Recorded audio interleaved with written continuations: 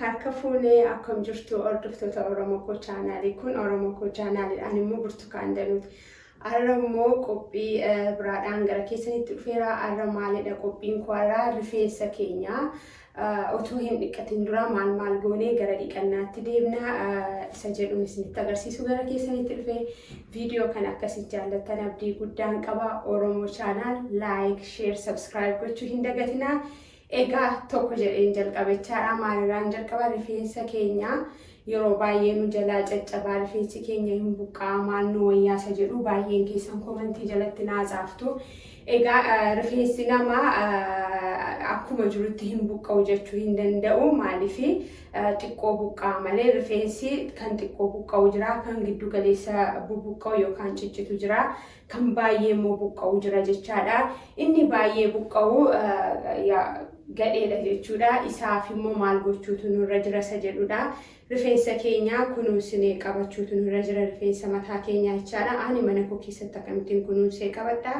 Isan qabadhee gara keessanitti dhufee egaa maalidha jalqaba irratti rifeensa koo nan dhiqadhaa yoon jedhee yoo amma ilaaltani rifeensa koo qibaatii baay'ee qaba. Maaliif galgalaa bor'aarraa akka inni dhiqadhu gaafan baru galgala qibaatii akka gaariitti dibee bulaa jechaadha. Maaliif gogee torbee guutuu gogee tura gasii ta'ee fi anamma torbanitti guyyaa tokkodha kan rifeensa koo dhiqadhu.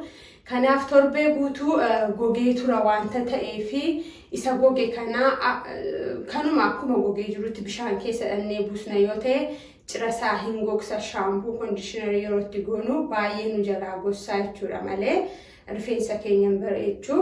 Shaampuudhaan dhiqachuun keenya kondiishinariidhaan dhiqachuun keenya waan rifeensa keenya bareechuu nutti fakkaata, garuu miti.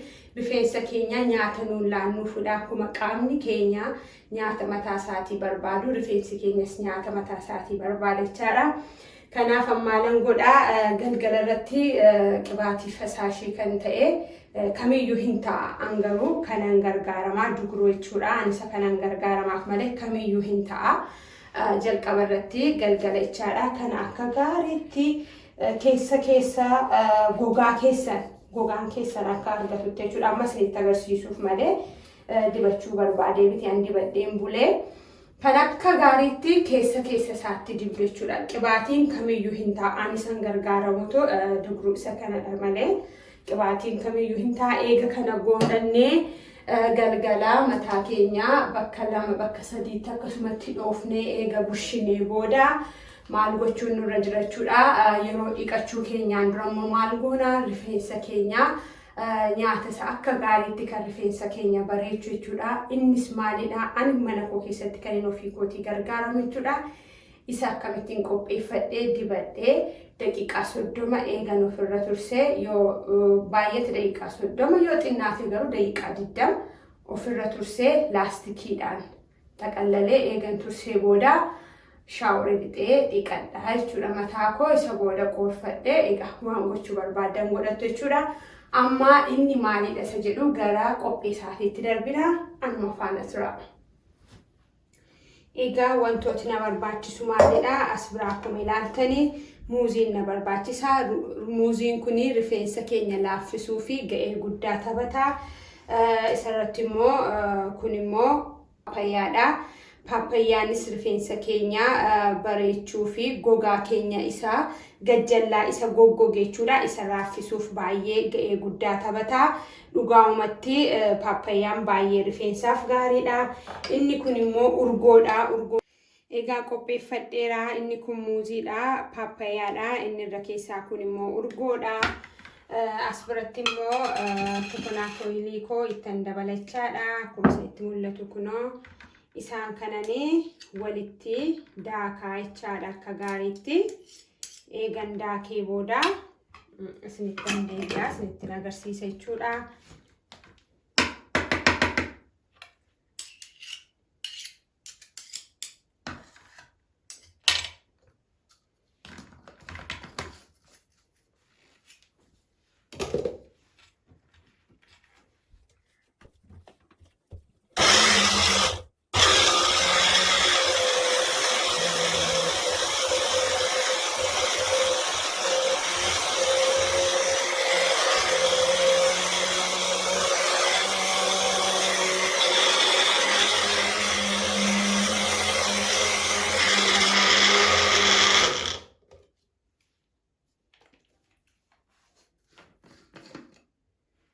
Haala kana fakkaatu naadaa kameera jechuudha. Isinitti mul'ata. Kana qodaatti galagashadhee deebi'een gara keessanitti dhufa. Akkanitti dibadhuun isinitti agarsiisa. Anuma faana tura.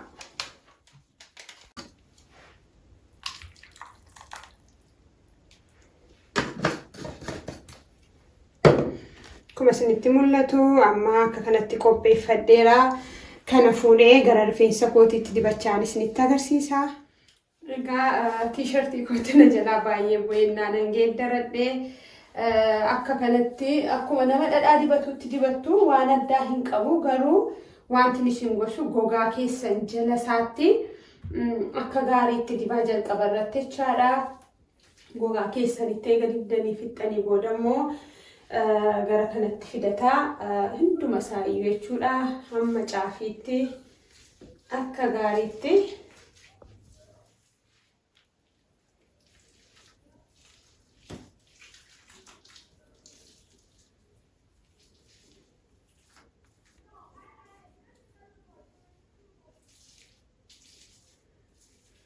Gootanii akka gaariitti akkasitti dibattu jechuudha. Eega akkas gootanii booda sukkuumaa akka gaariitti akkas gootanii sukkuumuudha.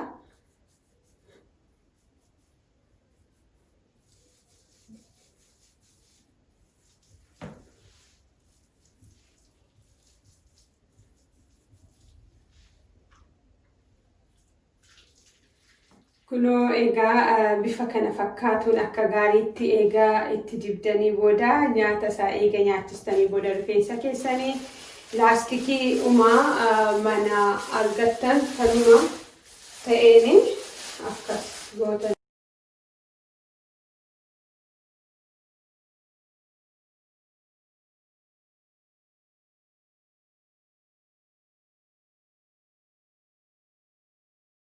Akkas godhattanii daqiiqaa 20 hanga 30tti eega tursitanii booda yoo aduun jiraate immoo aduu keessa yennaa teessanillee akka gaariitti akka inni sammuu keessan hundumaa argatutti susukkuumaa aduu keessa yeroo teessan gaariidha. Ani amma yeroo kana nu biraa aduun hin jiru. Kanaaf akkasumatti hidhadhee daqiiqaa 30 kun manuma keessa hojii hojjechaa siifachechaa ture. Dhiqadhee immoo maalan akka inni fakkaatu immoo yeroo rifeensa koo dhiqadhu gara keessanitti deebi'een isin agarsiisa. Egaa haala kana fakkaatuun amma gara rifeensa koo dhiqadhee gara keessanitti dhufeera. Nan dhuma koo dhiqe kanaafidha. Egaa rifeensi koo immoo kunoo bifa kana fakkaatuun raawwatee jechaadha. Isinitti mul'ata kunoo.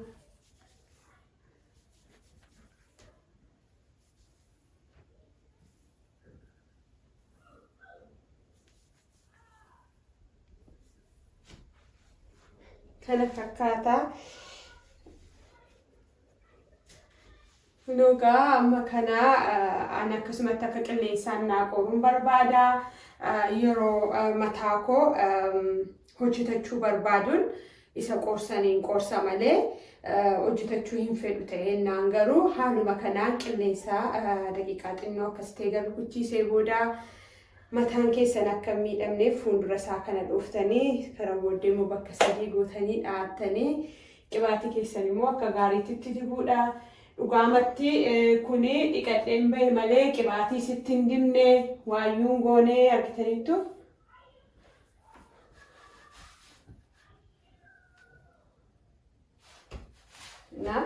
Mataan koo durumayyuu cimaa miti laafaadha. Haa ta'u malee garuu yeroo tokko tokko kunuunsinuun mana keenya keessatti rifeensa keenyaaf goonu gahee guddaa taphata. Ani amma yeroo tokko tokko firiizii godhachuun jaalladha. Firiizii yeroo godhadhu immoo torbee tokko ittiin tura. Guyyaa 5 guyyaa 4 ittiin tura. Yeroo tokko tokko dadhabdanii yookaan immoo achi butuu dandeessu rifeensi keessaanii al tokko yoo miidhame deeffachuuf garuu yeroo dheeraa isinitti fudhata. Ji'a 3, ji'a 4, ji'a 5 waggaa fudhachuu danda'a. Deebi'ee iddoo isaatti deebi'uuf baduuf garuu guyyaan tokkoyyuu hin ga'ani. Kanaaf rifeensa keenya nuun immoo shamarran rifeensa keenya kunuunsinee qabachuu qabna. Maaliif rifeensa keenya alaa yoo isa ammayyaa isa dhufee ofirra kaawwachuuf yoo waan garaagaraatiif ta'e inni hin deebisisa. Garuu rifeensa keenya isa uumamaan qabnu garuu akka gaariitti qabachuun gaariidha. Kanaaf yeroo hundumaayyuu gara mana kootii yeroo dhuftanii waan uumamaan ta'e argattu gatii ta'ee fi ani gaa kana fakkaatee dhugumaan paappayyaan, muuziin, olive oilii fi urgoo kanan walitti dibadhee yeroo biraa immoo wantoota biraas nan godha. Yeroo hundumaa kanan godhadha jechuu miti. Yeroon biraatti immoo wanta biraadhaan yeroon hojjetadhu gara keessanitti qabadhee nan dhiyaadha. Egaa bifa kanaan rifeensa koo mana koo keessatti nan kunuunfadha jechuudha. Isinis immoo akkuma nama isinitti agarsiiseeni yennaa mana keessan keessatti gargaaramtanii al tokkoon yeroo hundumaa nan dubbadha. Wanti al tokkoon bu'aa buusu hin jiru. Yeroo 4-5 irra deddeebitanii godhattanii bu'aan inni rifeensa keessaniif buusaa jiru isinitti argama jechuudha. Akkuma isinitti himee garuu yeroo dhiqachuudhaaf bornanni gadhattanii dursitanii sa'a 2 sa'a 1 duras yoo ta'e hin danda'ama. Yoo burchuu baattanillee rifeensa keessan akka gaariitti qibaatii dibadhaa. Eegasii sa'a 3-4 turtanii immoo tiriitmentii isa amma akkanan godhadhee kana godhattanii gara dhiqannaatti deemuun gaariidha. Inni immoo daqiiqaa 30 yoo isinirra ture gaadha wanta ta'eef haala kanaan rifeensa keenya kanuma uumamaa kunuunsinu. Egaa kunoo bifa kanaan raawwadheera. Viidiyoo biraadhaan hangan deebi'ee isinitti dhufutti bakka jirtanitti nagaan naa tura. Bye bye.